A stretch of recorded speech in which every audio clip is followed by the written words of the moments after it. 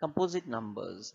Number which is greater than 1 and which has more than 2 factors is known as a composite number. Divisor of a number is defined as a number which completely divides the given number without leaving any remainder behind. Divisor of 4. Since 1 divides 4, so 1 is the first divisor of 4. 2 divides 4, 2 is the second divisor, and 4 divides 4. So 4 has 3 divisors, 1, 2, and 4. Our next number is 12. 1 divides 12, 2 divides 12, 3 divides, 4 divides, 6 divides, and 12 divides 12. So 12 has 6 divisors. Next example is 90. These are the numbers which completely divides 90, and these are the divisors of 90. So 90 has 12 divisors. Is there any method to know the number of divisors of a composite number without actually finding the factors of a number? The answer is yes. Without actually finding the factors of a given number, we can find the number of divisors. Before that, we need to understand the fundamental theorem of arithmetic and how the prime factorization is done. Fundamental theorem of arithmetic states that every natural number greater than 1 can uniquely be expressed as product of primes except the order of the factors. Means the factors can be written in any order, otherwise the prime factorization of every number greater than 1 is unique. Now let's see how the prime factorization is done. Let's take example of 18. In middle school, it is taught how to find the prime factors of a given number. Let's take example 18. The first factor of 18 is 2. First prime factors is 2. If I divide 18 by 2, I'll get 9. The second prime factor is 3, and 9 divided by 3 is 3, and the last one is again 3. So the prime factorization of 18 is 2 raised to power 1 into 3 raised to power 2. Our next example is 5600. If I find the prime factors of 5600 in exactly same way, we will get the prime factors or prime factorization of 5600, and prime factorization of 5600 is 2 raised to power 5 into 5 raised to power 2 into 7 raised to power 1. And fundamental theorem of arithmetic states that this prime factorization is always unique.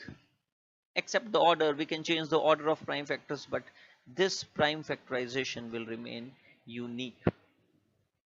Now let us consider we have a composite number n, and let's try to find number of divisors of n without actually finding all the divisors of n.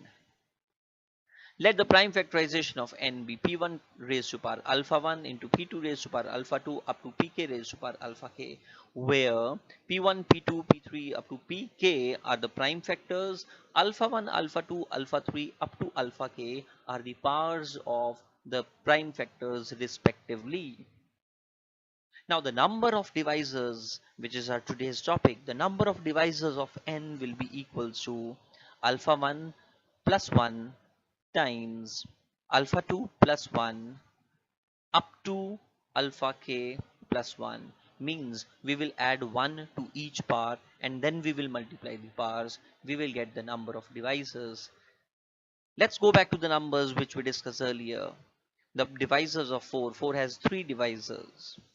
And let's find the number of divisors using this prime factorization method. The prime factorization of 4 is 2 raised to power 2.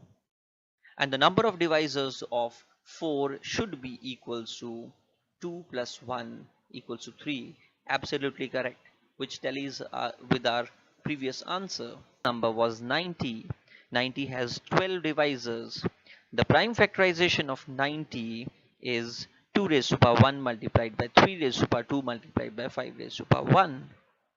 And the number of divisors of 90 should be equals to 1 plus 1 multiplied by 2 plus 1 multiplied by 1 plus 1. Answer is 2 multiplied by 3 multiplied by 2, which is equals to 12. And the last number 5600. If I tell you to find all the devices of 5600, it's quite a tedious job to find all the devices and then count the number of devices. Let's do it with a direct formula.